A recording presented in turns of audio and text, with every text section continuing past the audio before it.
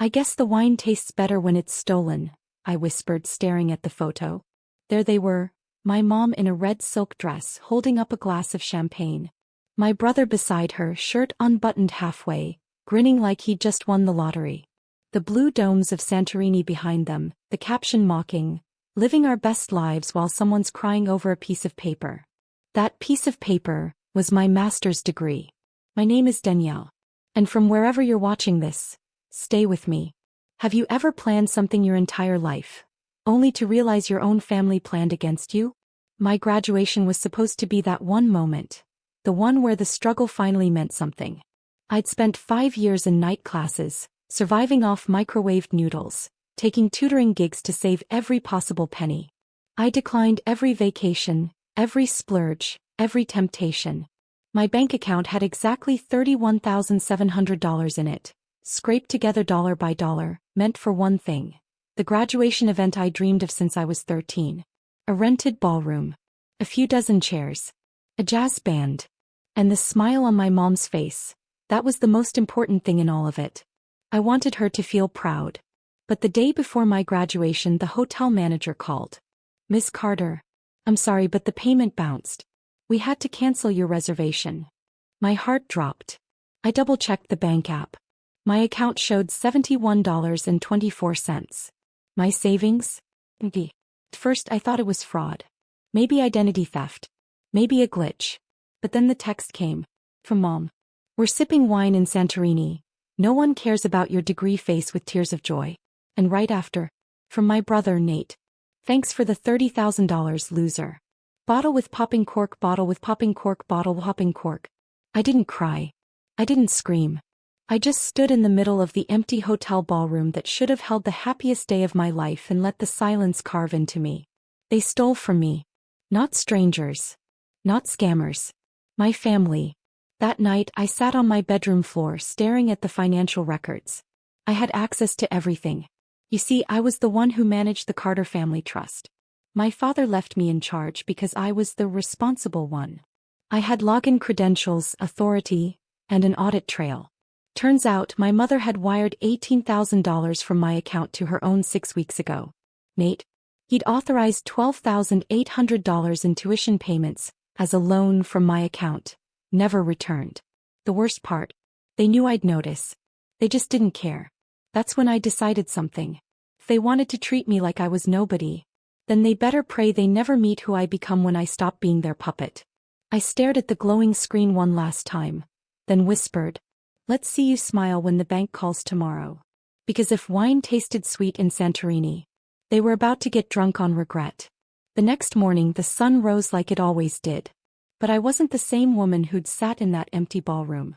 I was someone new, someone sharper, colder, and ready to burn bridges with a match made of truth. I wore a navy blazer and black slacks. Not because I had somewhere to be, but because I needed to feel powerful. I needed armor. I opened my laptop. The Carter Family Trust was held at First National. I logged in. Nate's name blinked under active loans. $84,000 at 4.7% interest, co-signed by my mother. They thought putting it under the family name made it invisible. But I had administrative control. I was the only one with full access, thanks to Dad's ironclad will. I clicked Freeze Account. Then, Initiate Collection Review. Then I went deeper. Our family's central joint account, the one my dad built as a rainy day vault, still under my name. Still open. I transferred the entire $112,000 into a separate escrow account. Locked it. Cancelled every card linked to it. Deleted their auto-pay schedules, travel perks, and overdraft protections. Then I called the bank directly. "This is Danielle Carter, trustee of the Carter estate. I'm reporting unauthorized use of educational savings and misappropriation of trust funds. I'm also initiating an internal audit and requesting legal lockdown." The woman on the other end paused. "Yes, Miss Carter. We'll begin immediately." By noon, Nate's phone was blowing up. And so was Mom's. How do I know? Because they were still in Santorini, trying to check into a luxury catamaran cruise when every card they had was declined. I watched them spiral in real time, thanks to the iCloud account we all shared for family transparency. A notification popped up from Mom's phone. Card declined, insufficient funds. Another one. Bank alert, account frozen. Please contact your trustee. So I didn't respond. Let them stew. That night, I sat on my patio sipping chamomile tea while Santorini burned down around them. At 2:03 a.m. Mom called me. I let it ring. Then Nate. Then Mom again. Then a group chat message. Danny, what the hell is going on? Fix this right now. I typed slowly. Just making sure no one else steals my future. Enjoy Greece. And then I blocked them both. The silence was sweeter than any graduation music. But this was just the beginning. Because while they were halfway across the world, powerless, I was building the rest of the plan, and it would rip away everything they thought they owned. Starting with the house they laughed in, while I sat alone on the floor. By sunrise, I had already booked a meeting with the estate attorney. You see, when my father passed, he left behind more than just a family trust. He left me the keys. Not because I was the favorite, but because I was the one who read the fine print. And in the fine print was a clause. If misuse of funds occurred without trustee consent, all secondary beneficiaries, meaning my mom and Nate, could be suspended pending investigation. It was legal language for, I could cut them off. And that's exactly what I intended to do.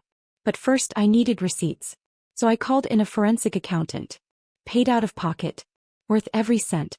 He went through 5 years of spending and found it all. The slow siphon. Little withdrawals here and there. A few grand to support Nate's business. Then 20,000 for travel expenses. But the biggest? The 30,000 that vanished from my education fund. All of it had gone into my brother's wedding. One I wasn't even invited to. They stole my future so he could have a destination ceremony with fire dancers and Instagram filters. No more. I drafted a petition with the lawyer. Revoked their access to the estate. Froze all distributions. And I sent it all with a bow, to their hotel in Greece. But I wasn't done. The house. Still under my father's name. And now under my authority. I called the property manager. I want it vacated within 30 days. Begin formal eviction. He blinked. Even your mother? Especially my mother. I changed the locks before they even boarded the flight home. But it was the next move that turned pain into poetry. My dad had an old collectible car. A 1970 Dodge Challenger, plum purple mint condition. Nate always said it would be his. He even tattooed Challenger on his bicep. I sold it. To a museum. Used the money to establish a scholarship in my father's name, for girls in STEM. Then I posted it on Facebook with a single caption. In memory of the man who taught me to fight fair even when others don't. The Challenger now helps others rise. Mom commented confused. Nate sent me a rage text. You had no right. I stared at it for a long time, then replied, no, Nate. I had every right. You just ran out of yours. And when they finally came back from Santorini, sunburnt, broke, bags in hand, they couldn't even get into the driveway. All that was left on the front door was a handwritten note. This home no longer recognizes thieves. That was the moment I knew.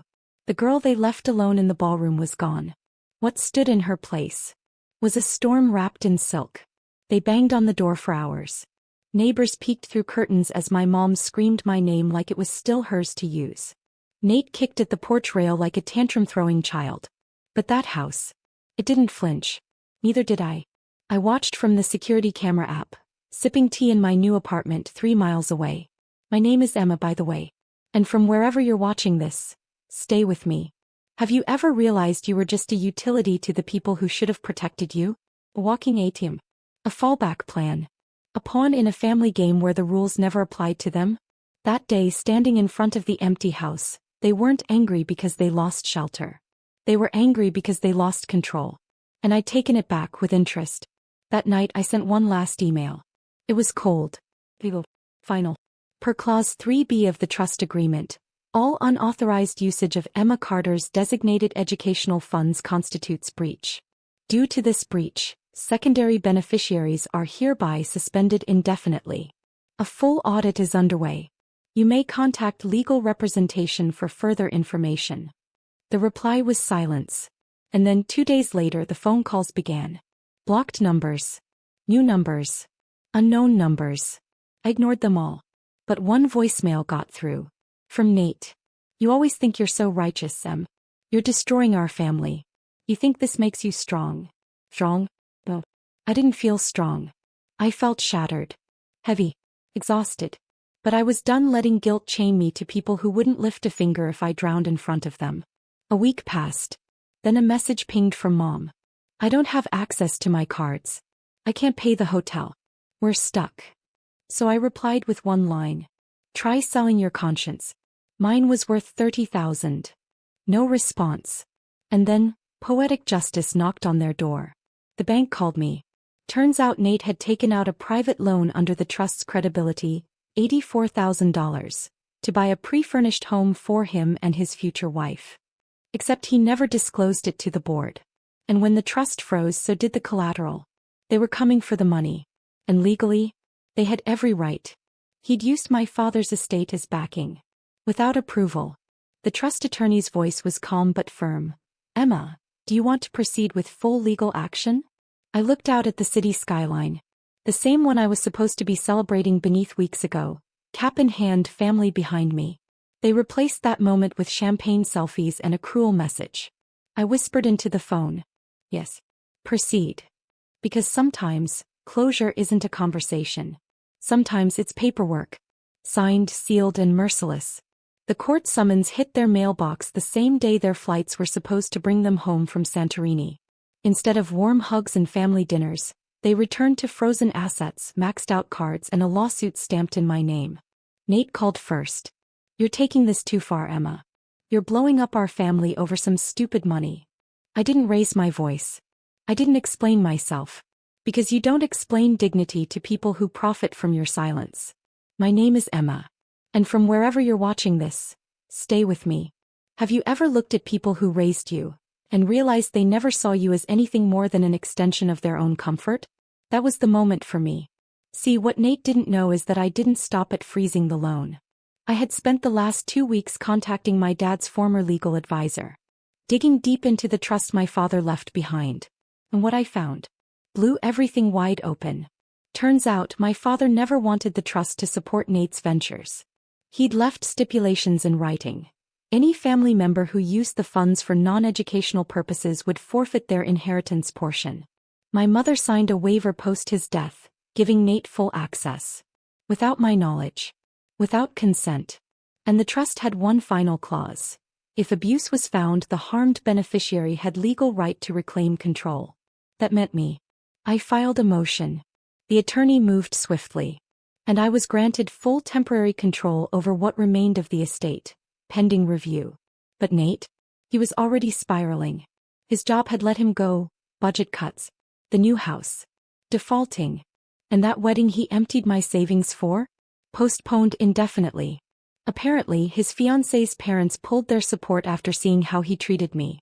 You should have handled this in private, Mom texted. I replied with one word. Exactly. Because if they had handled it in private, with respect, honesty, and consent, we wouldn't be here. They had done everything in the shadows. So now the spotlight was theirs. I hired a forensic accountant. We traced every cent of the $30,000. Luxury suit fittings. Custom invitations. 2 first-class tickets to Paris, to try wedding desserts. When I saw the receipts, I didn't cry. I laughed. A hollow, bitter kind of laugh. The kind that hurts coming out. And with each receipt I printed them, labeled them, and added them to my court packet. Truth wasn't on my side. It was my side.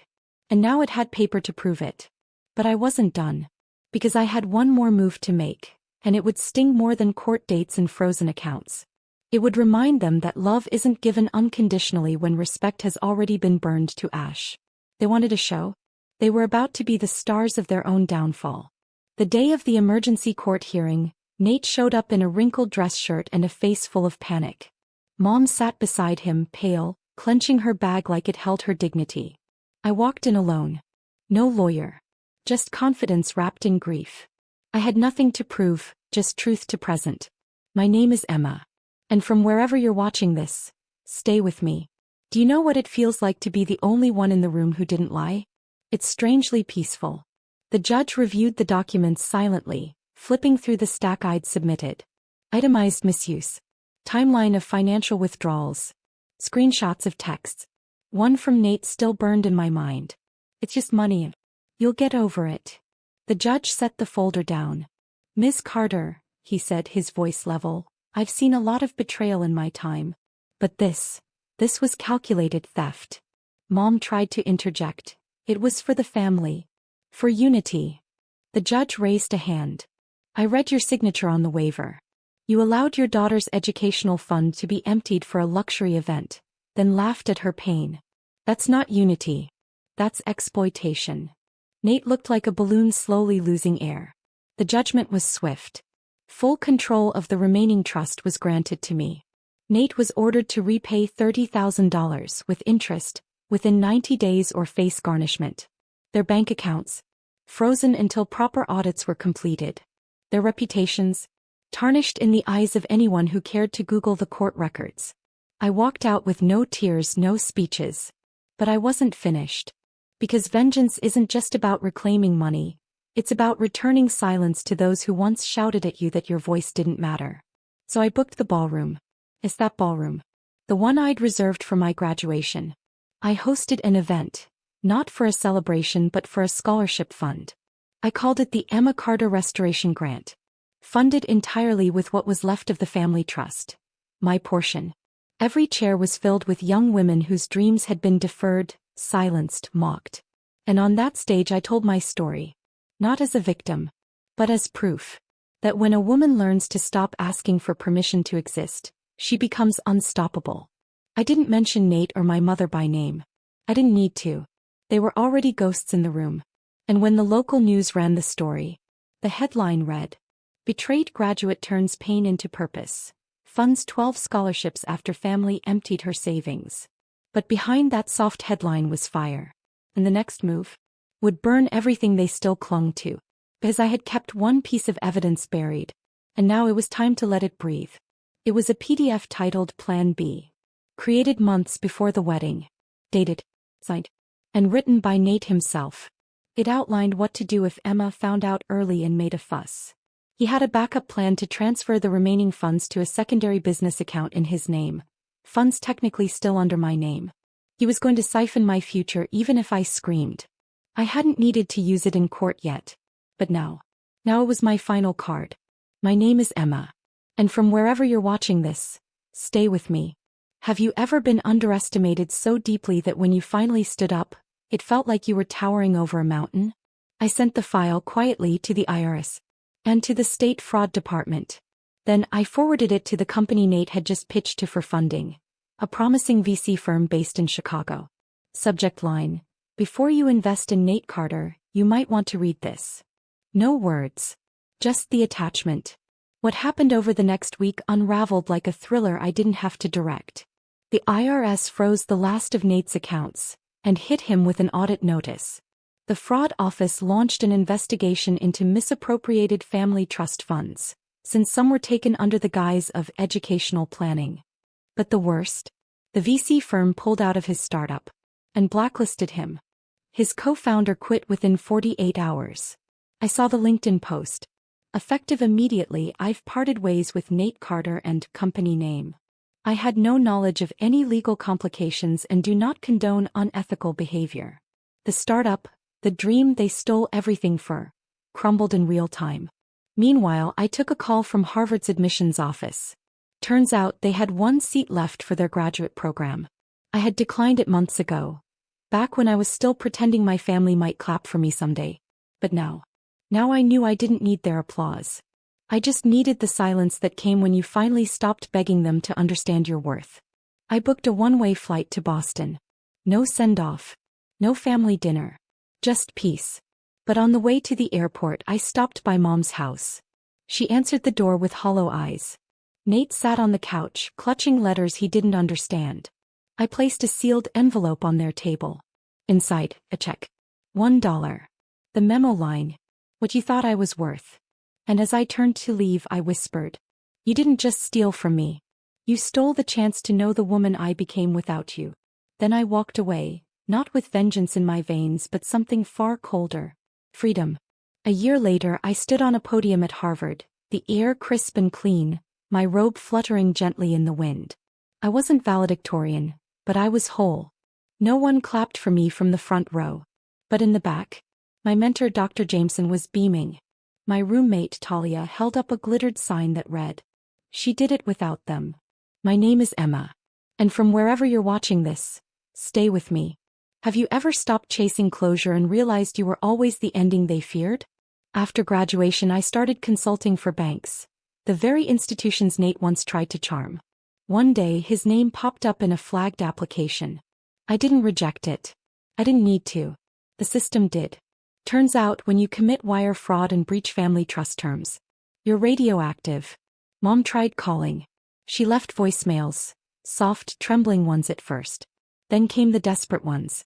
"Emma, I didn't know. I swear. Please talk to me. I miss you." But I didn't miss her. I missed who I thought she was. The mother who used to braid my hair before science fairs and call me her bright girl. But that mother was a ghost. The one who sold my pride for Nate's wedding was real. And I don't talk to ghosts. As for Nate, he took a job at a warehouse in Indiana. They seized the startup's remaining assets. The wedding was forgotten. The Santorini photos once posted with hashtags like #blessed and #family first were now gone. Scrubbed. They lived smaller now. Quiet. Meanwhile, I moved into a high-rise in Cambridge. Small but mine. Paid for by me. No shared account. No borrowed name. Just clean money and clean air. Sometimes I get messages from women I've never met. "Your story gave me the courage to protect myself. Thank you for showing us it's okay to walk away." And once, just once, a young girl wrote, "My family laughed when I said I wanted to be like you. So I saved this story. One day I'll show them too. That's why I'm telling you this. Not because I need pity. Not even revenge. But because someone out there is staring at an empty ballroom. Someone who just got a text that shattered them. And I want you to know, you are allowed to walk away. You are allowed to fight quietly. And you are allowed to become someone they don't even recognize when the dust settles. Let them toast each other in paradise. Let them call you cold. Let them call you a villain. But never again, let them call you less. Because the girl they called just a degree became the storm they never saw coming.